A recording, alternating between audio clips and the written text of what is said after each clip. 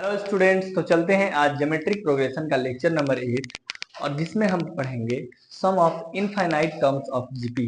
GP के infinite terms का sum. GP का इनफाइनाइट टर्म होगा तो उसका सम क्या होगा। तो उसके लिए सबसे पहले स्टार्ट करते हैं कि अगर इनफाइनाइट टर्म होगा तो पहले एन टर्म का फॉर्मूला आप क्या जानते हैं जीपी का। A into r to the power n minus one upon r minus one.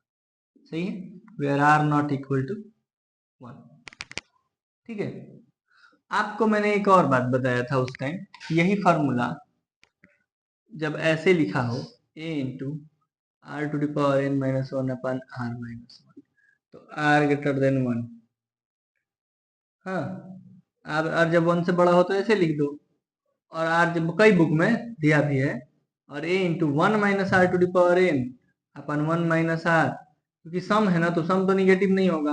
अब जब अगर आर एक से बड़ा होगा तो ये तो सही है कि आर एक से बड़ा होगा तो पॉजिटिव आएगा, लेकिन अगर आर एक से छोटा होगा तो निगेटिव बन रहेगा ना, तो सम तो निगेटिव होगा नहीं, तो इसलिए ऐसे कर देंगे। सही है, बट एक चीज कर ली कि आर जब एक से बड़ा होगा और आर जब एक से छोटा होगा, लेकिन अगर r sum of infinite term होगा, जब आर ये हमेशा इनफाइनाइट टर्म का sum S infinite equal to होता है a upon one minus r, जब आर होता है माइनस वन से बड़ा लेकिन वन से छोटा। ऐसा होता क्यों है और ये फॉर्मूला आता कहाँ से है, हम इसकी चर्चा करने जा रहे हैं। ठीक, सम ऑफ इनफाइनाइट टर्म का फॉर्मूला ये होता है, लेकिन हम इसका प्रूफ दिखाने जा रहे हैं कि इनफाइनाइट टर्म का सम ए अपन वन माइनस आर क्यों होता है। तो मान लो कि आर की वैल्यू तो मैं लेट आर बराबर वन बाई टू, क्योंकि आर की वैल्यू कहाँ से कहाँ के बीच में रखना है, माइनस वन से वन के बीच में रखना है। समझ रहे हो ना, इनफाइनाइट टर्म में आर की वैल्यू कहाँ से कहाँ तक, माइनस वन से वन, क्योंकि अगर आर एक से बड़ा रखोगे दो चार तीन चार तो वो इन्फिनाइट आने लगेगा सम।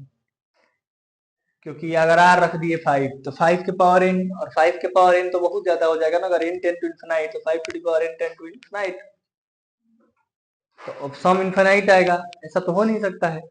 तो सम ऑफ इन्फिनाइट टर्म हमेशा क्या होता है, ये कभी कभी पूछता है कि sum of infinite term equal to a upon one minus r, कब, when r is minus one से वन के बीच में रहेगा तभी।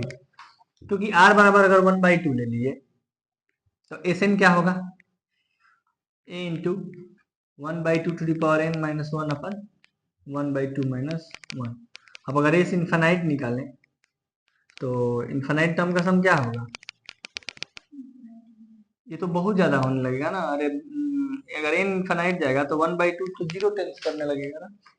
कैसे, इसे देखो, मान लो यहाँ आर की जगह हम क्या लिए हैं, तो आर के पावर एन क्या होगा। अभी इसको मत देखो, पहले इसी को देखो, क्योंकि हमें इनफाइनाइट टर्म का सम चाहिए, हम थोड़ा सा प्रूफ दिखाना चाहते हैं। तो एक बात बताओ, आर बराबर वन बाई टू लेट की होता है, आर के पावर एन क्या होगा, one by two to the power n, मतलब one by two to the power n, ऐसे भी लिख सकते हो इसको। अब अगर इनफाइनाइट टर्म का सम माने एन इनफाइनाइट की तरफ जाएगा, एन कहाँ जा रहा है, तो आर के पावर एन कहाँ जा रहा है, कहाँ इन्फिनाइट, एन ना इन्फिनाइट जा रहा है, दो के पावर इन्फिनाइट अपान में है ना वन गए, एन बराबर वन रखो तो एन बराबर एन इन्फिनाइट को जा रहा है ना, माने वन होगा, टू होगा, थ्री होगा, फोर होगा, डॉट डॉट डॉट इन्फिनाइट को जाएगा। तो वन रखने पे क्या होगा, वन बाई टू, टू रखने पे, थ्री रखने पे, फोर रखने पे। अब ये घट रहा है कि बढ़ रहा है, घट रहा है ना। पहले दो ही से भागा लगता था, तब तब तो कम आने लगा ना, वैल्यू कम होगा ना। और कम होते होते अगर बहुत ज्यादा नीचे हो गया, तो नीचे अगर बहुत ज्यादा हो गया, इनफाइनाइट बहुत ज्यादा होता है, तो नीचे बहुत ज्यादा, तो पूरी की वैल्यू, इसकी पूरी वैल्यू क्या आएगी, जीरो के बराबर, एकदम कम। वन बाई हंड्रेड देखते नहीं, 0.001, एकदम जीरो के नजदीक। हाँ, तो जीरो के नजदीक। तो अगर एन इनफाइनाइट को जाएगा तो आर के पावर एन कहाँ जा रहा है, जीरो। तो एस इनफाइनाइट बराबर ए इंटू फॉर्मूला होता है आर के पावर एन माइनस वन, तो आर के पावर एन क्या आ गया, अपन आर माइनस वन, बोलो। हाँ, तो ये बताओ कि ये ऊपर zero minus one minus one minus a upon r minus one, या फिर इसको लिख सकते हैं अपन वन माइनस आर, नहीं लिख सकते हैं? हाँ, माइनस कॉमन लेके आ गया ना, एस इन्फिनाइट है अपन वन माइनस आर। बोलो, तो एस इन्फिनाइट कहाँ से कहाँ तक के बीच में होगा आर, तो आएगा सम, इन्फिनाइट टर्म का सम कब डिफाइंड होता है जीपी में?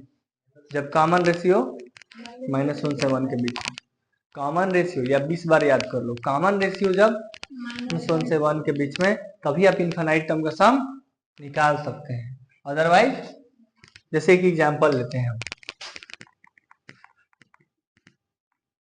2 square 2 cube dot dot dot.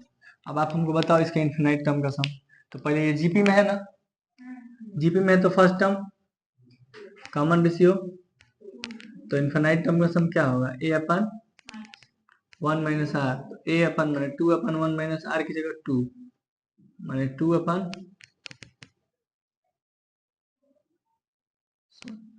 Minus one minus two. Sum of infinite term क्या आ जाएगा? माइनस टू, इन्फिनाइट टर्म का सम। अब उसी तरह एक क्वेश्चन यहाँ हो गया, एक क्वेश्चन अगर ऐसा दे, मान लो क्वेश्चन दे एस इक्वल टू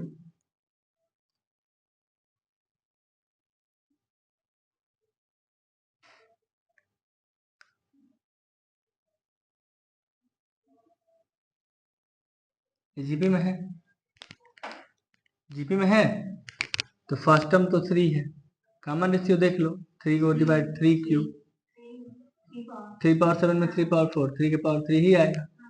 तो क्या हो जाएगा formula? A upon one minus r, a upon one minus r बने, ए बने 3 upon one minus r, r की जगह कितना कर सकता है? 3 अपन माइनस 3 अपन 26। समझ में आया? हाँ, तो ऐसे ऐसे करके सब निकाल लिया जाए, और इसी के साथ आप पहले इसको नोट पे